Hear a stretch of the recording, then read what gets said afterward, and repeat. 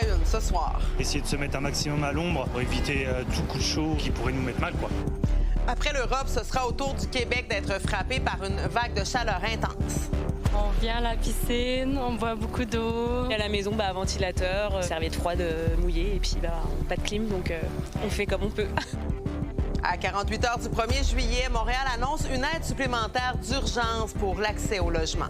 Quand on veut éviter que les gens tombent dans la rue, il faut aller à la source du problème et la source, c'est la perte du logement. Il faut s'assurer donc qu'on reste et que les gens restent chez eux. Et qui sera le prochain adversaire du Canada en Coupe du Monde? C'est ce soir que ça se décide. Given Morocco's last 6 years, they're a modern giant. Given the success of the Dutch national team for what feels like centuries, that's a traditional giant. Il est 17h, voici votre Nouveau Info.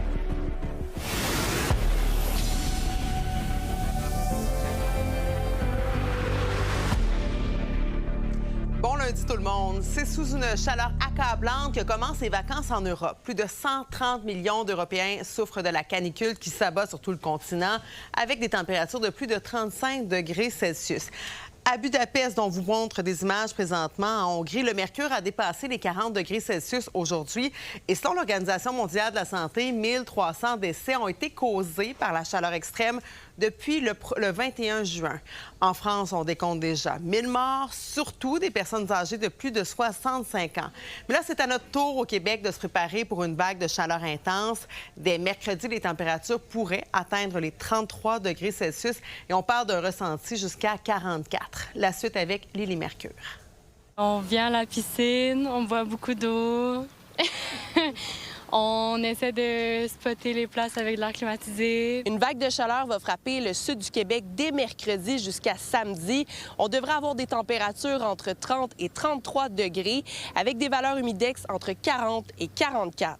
Il faut au moins 2 litres d'eau par jour. Moi, j'aime beaucoup la chaleur. Je vais pas me plaindre qu'il fasse 40 degrés, j'attendais que ça. Pour ce qui est de la nuit maintenant, Environnement Canada prévoit des minimums à 20 degrés. On a la clim chez nous, donc du coup, ça devrait aller. Oui, ça commence déjà demain, où on va déjà probablement dans le sud de la province avoir des 30 degrés un peu partout, donc déjà demain. On a quand même encore un risque élevé, même voire très élevé, d'orage violent pour la soirée de demain. Et ensuite, mercredi, on sera dans cet air un peu plus chaud avec des 30 degrés pour mercredi, pour jeudi probablement. Pour l'entreprise de climatisation Duraclim, on reçoit environ entre 200 et 300 appels par jour, soit le double qu'à l'habitude. On a vu que le téléphone a commencé à sonner. Aujourd'hui, on a beaucoup d'appels qui rentrent, donc je pense que c'est un été qui a commencé très froid. Et là, la chaleur commence à s'installer. Est-ce que vous avez de l'air climatisé chez vous? Non. Comment qu'on fait pour essayer de garder ça le plus frais possible? On ferme les rideaux, ça c'est un bon truc. Sinon, ventilateur, puis c'est pas mal ça. On ouvre les fenêtres. Qu'est-ce que vous faites pour vous rafraîchir à part ça? Je fais mes longueurs. Donc, ça se remplit assez vite. Puis la rotation, elle se fait quand même dans l'après-midi parce qu'il y a trop de monde. Ils sont obligés de sortir, évacuer le monde et faire rentrer de nouveau. Plus de place où se baigner à Montréal, c'est justement ce que veut le mouvement citoyen. On veut se baigner la Chine en créant une piscine en eau libre juste ici, dans le lac Saint-Louis. Le projet a été abandonné par l'arrondissement en raison des coûts évalués à 500 000 $, mais le groupe citoyen considère que ça pourrait coûter la moitié du prix. Bien, ce qui s'est passé, c'est que l'arrondissement a obtenu le permis du ministère de l'Environnement et de la Santé publique pour faire un projet de baignade en eau libre à partir de quais flottants. Donc, elle a quand même décidé, l'arrondissement, de ne pas aller de l'avant avec le projet de baignade en eau libre à partir des quais. Je trouve ça un peu fâchant. En PEM, ça devient un enjeu de santé publique, ça devient un enjeu d'équité parce que les gens n'ont pas tous des airs climatisés, n'ont pas tous des piscines privées. Vous, un projet de piscine ici, comment vous aimeriez ça? J'aimerais vraiment ça. On pourrait aller se baigner sécuritairement dans l'eau, puis ça serait vraiment agréable. La mairesse de la Chine, Julie Pascal Provost, assure que les calculs ont été réalisés par des fonctionnaires compétents et que le coût du projet est bel et bien de plus de 500 000 $. La vague de chaleur commence le 1er juillet. Faut donc s'attendre à ce que ce soit un déménagement qui va en faire suer malheureusement plus d'un cette année. À Montréal, Élie Mercure, pour Nouveau Info. Maintenant, triste et troublante histoire à Ottawa. 2 enfants ont été retrouvés morts ce matin dans une résidence située au sud de la capitale fédérale. Les agents faisaient une visite de contrôle dans la maison lorsqu'ils ont trouvé les corps des 2 garçons de 7 et 10 ans. Selon la police, il s'agit d'un double meurtre suivi d'un suicide. Le père des enfants a été retrouvé sans vie dans un véhicule incendié dans un stationnement.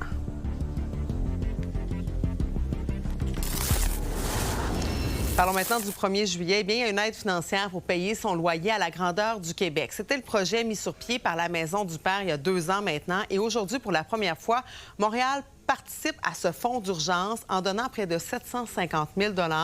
La métropole est la première ville à le faire. C'est une somme qui va permettre d'aider 150 ménages qui, sinon, seraient à risque de se retrouver à la rue. Lila Mouche. La crise de logement actuellement n'est pas une crise de l'offre, est une crise de la capacité des citoyens de payer le logement. Et c'est à ça qu'on s'attaque aujourd'hui. On s'attaque à préserver l'abordabilité, aider les familles à rester dans leur logement et aider la Maison du Père à pérenniser pour la première fois une banque au loyer extrêmement nécessaire qui répond à un besoin réel. C'est à la grandeur du Québec qu'on a besoin d'un tel filet social.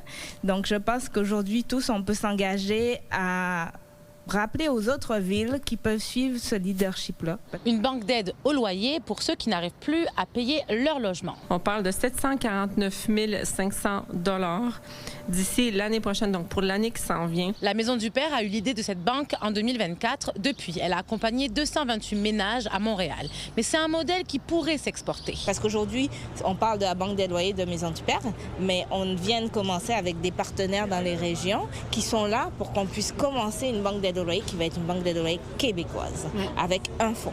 Et ça, c'est notre priorité parce qu'on parle souvent du droit au logement. Pour moi, le droit au logement, il doit s'appliquer concrètement. Ce qu'on annonce aujourd'hui, c'est, comme on disait tantôt, c'est unique au Québec. Là. On est la première ville à financer une banque au loyer. Donc, on verra comment ça va. J'espère que d'autres partenaires financiers, donateurs seraient prêts à venir de contribuer. Vous comprenez que ce fonds, la façon dont il fonctionne, c'est un peu comme du microcrédit.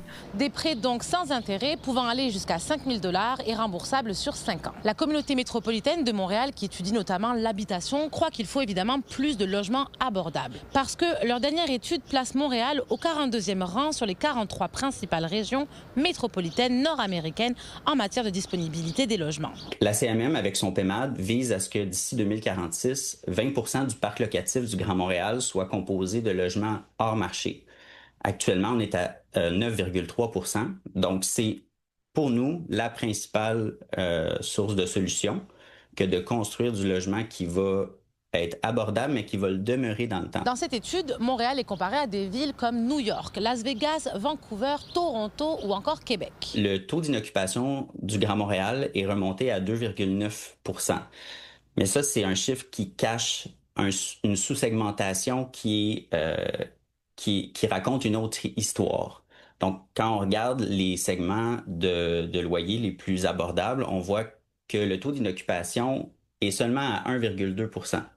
Même si on vient d'apprendre que 25 000 logements sont disponibles à Montréal, ces logements ne seraient pas pour autant abordables. En ce moment même, d'autres municipalités choisissent de mettre en place un gel du prix du loyer. Et c'est le cas à New York, où près d'1 million de logements n'augmenteront pas au prochain renouvellement.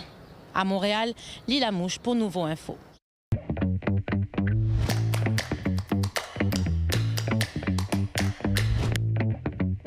Salut Alain. Salut Marie-Claude. On va revenir sur des suggestions pour la crise du logement dans un instant. Mais d'abord, j'aimerais t'entendre sur Christine Fréchette qui devrait donc annoncer ce jeudi qu'elle va se présenter finalement dans Trois-Rivières. Oui, tout semble indiquer qu'elle va vouloir remplacer Jean Boulet dans ton coin de pays, Marie-Claude. Christine Fréchette qui fait le choix de retourner d'où elle vient, à Trois-Rivières, au lieu de se présenter à Sanguinet, où elle a été élue la première fois en 2022. Il faut savoir aussi que Sanguinet, ça aurait été extrêmement difficile pour elle comme première ministre, comme candidate, parce qu'elle aurait affronté à l'intérieur l'ancien bloquiste très connu, très apprécié. Donc, je pense qu'elle fait un choix stratégique de revenir à sa terre natale, d'où elle vient, et dans une région où elle risque d'être un peu plus compétitive, et naturellement, d'aller chercher une autre région médiatique. Là. Après la région de Québec, où la CAQ fait quand même relativement bien dans les sondages, la grande région de la Mauricie devient extrêmement intéressante pour elle. Il y a bien sûr cette grosse candidature qu'on attend donc jeudi. On a l'impression que la CAQ accélère le pas dans la présentation de ces candidats-là. Oui, tout à fait. Dans les 3 derniers jours, ils ont nommé 10 candidats. Le dernier à Richemont, là, maintenant, c'est dans mon coin de pays à moi, dans ma section, pour remplacer André Bachand. C'est un certain dénommé Guillaume Rousseau, que les gens peut-être ne connaissent pas. Puis ça semble être la stratégie de la CAQ, d'aller chercher des gens bien implantés dans leur région. Donc, au niveau national, on a l'impression qu'on ne les connaît pas, mais ça reste un avocat bien connu, un professeur de droit à l'Université de Sherbrooke, bien implanté dans sa région, quelqu'un qui s'exprime très, très bien. Alors, la CAQ, c'est la dernière recrue qu'ils ont nommée, une 10e. Donc, après les 33 départs qui ont été annoncés, qui leur faisaient très mal en termes d'image, ils semblent être sur une lancée pour attraper les autres partis qui, eux, avaient déjà une longueur d'avance sur eux. Bon, Alain, les partis présentent donc des candidats, mais aussi des propositions. D'ailleurs, Québec solidaire, qui veut relancer son idée de serrer la vis aux propriétaires, ramène l'idée d'imposer 100 % du gain en capital lors de la vente d'un immeuble à logement. Est-ce que c'est une bonne proposition? C'est une proposition qui va être extrêmement dure à vendre. Si, en tout cas, Québec solidaire voulait agrandir la tente des gens intéressés à voter pour eux, je leur annonce ça va être extrêmement difficile. Moi, j'étais au fédéral quand Justin Trudeau avait annoncé de passer de 50 à 66 % l'imposition, alors que Québec solidaire veut aller à 100 %. Mark Carney a été obligé de reculer tellement que la grogne était élevée. On laisse croire à Québec solidaire que c'est des gens très riches qui seront touchés, mais c'est pas le cas. Chaque personne qui a un terrain, un chalet, un immeuble à logement, qui n'a pas de régime de retraite, mais qui se monte un petit butin pour ces derniers jours, va être exactement touché par cette mesure-là. Je serais vraiment surpris qu'ils maintiennent le cap jusqu'à la toute fin, parce que la grogne va être extrêmement importante. Puis on le voit déjà, le milieu des affaires, c'est braqué contre cette proposition. Alors, à suivre. Merci beaucoup, Alain. Bonne soirée. Ça fait plaisir. Bonne soirée.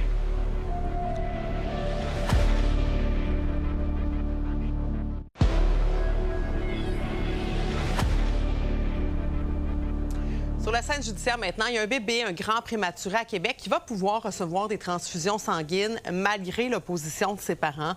La Cour supérieure vient de débouter un couple de témoins de Jéhovah. Les médecins avaient pourtant averti les parents des risques qu'ourait leur nouveau-né qui est intubé, qui est sous respirateur aussi. Pour en parler, je joins tout de suite notre collaboratrice, la juge à la retraite, Nicole Gibault. Bonsoir, Nicole. Bonsoir, Marie-Claude. Nicole, comment est-ce que tu qualifies cette décision-là rendue par la juge Isabelle Breton? Bien, c'est une décision importante, puis et tu l'as dit d'entrée de jeu.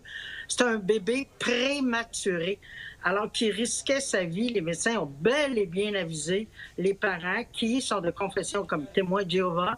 On connaît leurs principes en ce qui est trait aux transfusions de sang, mais ça ne fonctionne pas. Pas pour les enfants, pas pour les mineurs, parce que, oui, la Charte protège les droits en vertu d'une religion, mais la Charte protège également le droit à la vie.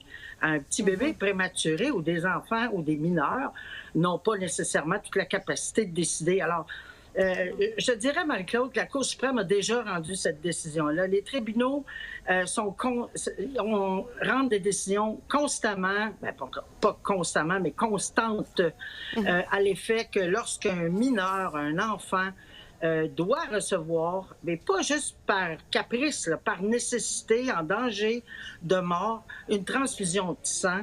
Alors, peu importe, ils vont se rendre en urgence à la cour, les médecins, les hôpitaux, pour obtenir... C'est dommage parce que, bon, ils prennent du temps, effectivement. Ces gens-là ont peut-être le droit de penser comme ils veulent, mais sauf que l'enfant a le droit de vivre. L'enfant a le droit d'avoir ce que la cour a dit, c'est que cet enfant-là a le droit de vivre s'ils ont des expertises médicales sérieuse, là, pas n'importe quoi, là, évidemment. Là. Nicole, tu parlais de la jurisprudence. Ça fait 21 ans que la Cour supérieure, justement, avait rendu ce jugement-là en disant que, finalement, le droit à la vie prime dans ce cas-ci. Mais là, est-ce que cette décision-là qui vient d'être rendue pourrait être portée en appel par les parents? Et même s'ils décident de contester, est-ce que l'enfant a quand même le droit d'être sauvé? Est-ce qu'on peut procéder aux transfusions sanguines? D'abord, c'est la Cour suprême, Marie-Claude, qui avait rendu cette décision-là, d'où l'importance capitale en 1995 de la suivre. Et non, même s'il voulait aller en appel, le tribunal a déclaré cette décision qui va être exécutoire, nonobstant appel, même s'ils vont en appel, parce qu'on ne pourrait pas aller en appel pendant 2 ans, un petit bébé prématuré pour recevoir les traitements nécessaires à sa survie et qui pourrait décéder. Alors, c'est trop dangereux. Donc, c'est peut-être dommage pour eux, mais je pense que la population, c'est très difficile d'avoir un avis contraire lorsqu'on pense à un bébé prématuré qui risque de mourir parce qu'on a des croyances religieuses. On peut les croire comme adultes, mais un enfant a le droit de vivre. Quand on entend ça de l'extérieur, c'est quand même un soulagement. Merci beaucoup, Nicole. Moi, je pense que oui. Je pense que oui. Merci beaucoup. À la prochaine. Aux États-Unis, maintenant, la Cour suprême a rejeté la demande de Donald Trump visant à annuler la décision du jury dans son procès civil qui l'oppose à E. Jean Carroll. En 2023, le président avait été reconnu responsable d'agression sexuelle et de diffamation envers l'écrivaine et chroniqueuse devant un tribunal civil de New York. Donald Trump qui devra donc lui verser 5 millions de dollars. Et toujours en lien avec Donald Trump, il pourrait y avoir un afflux de demandeurs d'asile à la frontière canado-américaine. La Cour suprême américaine qui a autorisé l'administration Trump à révoquer le statut de protection temporaire pour quelques 350 000 immigrants haïtiens et syriens. Ils doivent donc régulariser leur statut ou quitter le territoire américain. Donc, pour nous aider à y voir plus clair, on accueille France André, qui est porte-parole du Comité d'action des personnes sans statut à Montréal. Bonsoir, Monsieur André.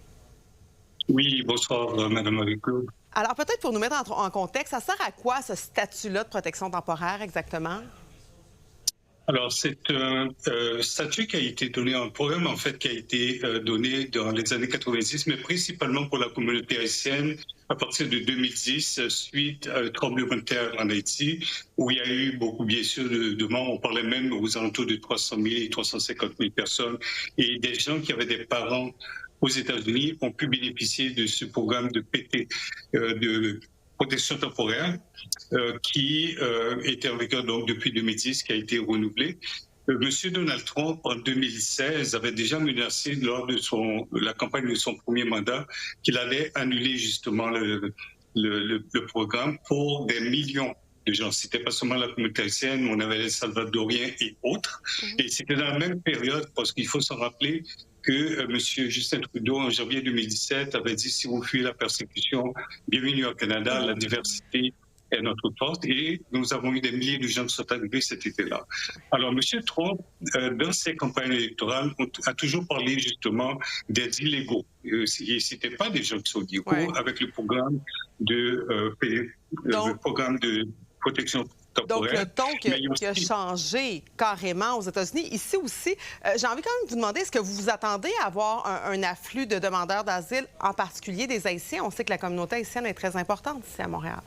Oui, mais écoutez, l'afflux a commencé depuis 2024.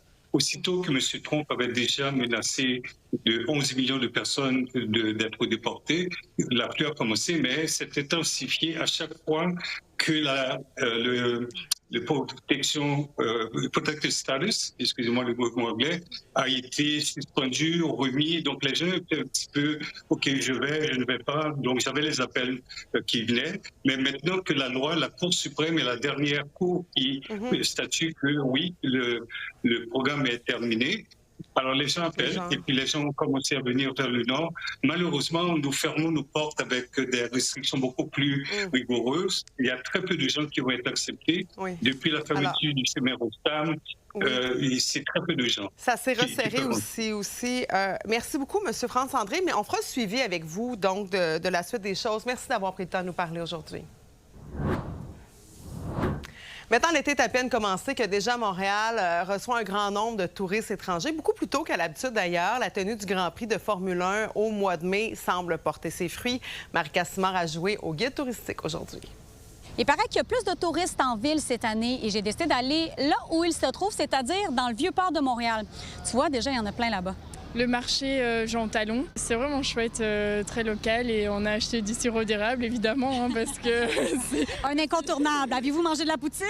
Évidemment. Vous avez l'air de chercher un endroit sur votre map. Nous venons de France et on regarde pour un petit restaurant. Qu'est-ce qui vous a attiré à Montréal? Depuis 2 jours, on fait pas mal de visites. Plusieurs quartiers. On a fait le quartier juif, le quartier latin. C'est plutôt le Canada de manière générale. Les grands espaces, le grand air. Et vu qu'il fait hyper chaud en France... Ça va être très bien. Nous, on trouve qu'il fait hyper chaud en ce moment. Là. Ah non, mais alors, faut pas venir en France. Il faut dire que le mois de mai a été occupé. Les séries éliminatoires du Canadien, le Grand Prix de la Formule 1 et le retour des étoilés Michelin. On dit souvent que le coup d'envoi de l'été est donné par le Grand Prix. Est-ce qu'on peut dire qu'avec le déplacement des dates, ça nous a permis d'allonger l'été d'un petit mois? Absolument. Le lancement de la saison estivale, c'est aussi une question d'état d'esprit. Puis on se demandait quel impact allait avoir ce changement au calendrier sur le mois de juin. Parce que, bon, si on déplace, on enlève le plus gros événement touristique au pays au mois de juin, est-ce que ça va laisser un trou? Puis à notre grande surprise, la demande dans les hôtels est plus élevée qu'en juin 2025. Là, Montréal, on est en plein festival de jazz en ce moment. Il y avait les Francopholies. Donc, c'est une ville qui est une métropole culturelle. Donc, ça donne aussi un peu d'espace parce que pendant ces festivals-là, quand ça tombe près du Grand Prix, c'est toujours plus compliqué au niveau des chambres d'hôtel parce que les prix, évidemment, augmentent. Alors, on voit que le mois de juin va aussi être très positif. En ce moment, on voit 5 % de plus de la demande que l'an passé. L'autre bonne nouvelle, c'est que l'industrie hôtelière a repris ses aires d'aller avec un taux d'occupation frôlant le 78 %. Ça ressemble davantage à la période pré-pandémique. Mon inquiétude, c'est de savoir que cet impact touristique se fait sentir partout en ville. Il y a des secteurs on mériterait aussi d'attirer l'offre touristique vers ces endroits-là pour que l'impact se fasse aussi sentir, pas juste au centre-ville. L'an passé, à pareille date, on se disait qu'il y avait un peu moins d'Américains. Là, je dois t'avouer que je suis allée au centre-ville, je suis allée dans le Vieux-Montréal et j'ai vu beaucoup d'Américains. J'ai parlé avec beaucoup d'Américains. Ah oui, les Américains sont de retour dans la métropole depuis la fin de 2025 quand même. We used to live in Boston and we always wanted to come here. From New York, so it was just kind of an easy trip. I'm from Pittsburgh, Pennsylvania. On avait travaillé très fort pour retourner les chercher, leur rappeler que Montréal, c'est une ville qui est sécuritaire, qu'on est accueillant, qu'on les attend les bras ouverts et en plus, ont un taux de change très favorable.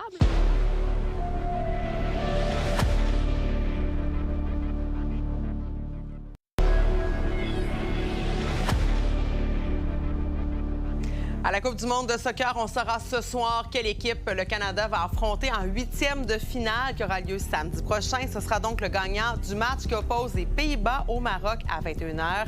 Les joueurs des deux équipes auront sans doute le couteau entre les dents. Les Pays-Bas qui ont perdu 3 fois en finale de la Coupe du monde, notamment en 2010. Quant au Maroc, l'équipe a terminé 4e au dernier mondial en 2022. Alors voilà, c'est complet pour ce bulletin d'information. À 22h, on va parler de la contamination des poissons qui vivent dans le Saint-Laurent avec un expert. À tantôt tout le monde.